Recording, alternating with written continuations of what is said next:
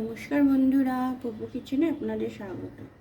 আজকে আমি বানাবো ভেন্ডি পোস্ত। এখানে আমি ভেন্ডি এইভাবে কেটে নিয়েছি। এখানে নিয়েছি পেঁয়াজ কুচি, এখানে সর্ষের তেল, স্বাদ মতো চিনি, এখানে আছে কালো জিরে ফোড়নের জন্য, এখানে কাঁচা লঙ্কা, আর এখানে আছে পোস্ত। কাঁচা লঙ্কা আর পোস্ত বেটে নেব।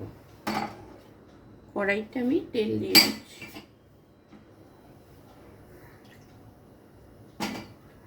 তার সঙ্গে আমি ভেন্ডিগুলো দিয়ে একটু ভাজা ভাজা করে নেব।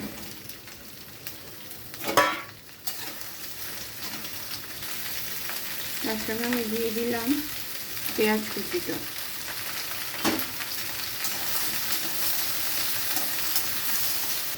এবার আমি দিয়ে দেবো কালো জিরে ফোড়নটা।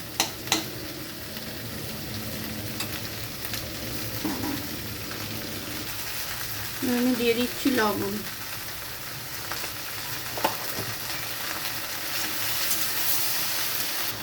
ভেন্ডিটা নরম হয়ে গেছে, এবার আমি দিয়ে দেব পোস্ত আর কাঁচা লঙ্কা পেস্টটা।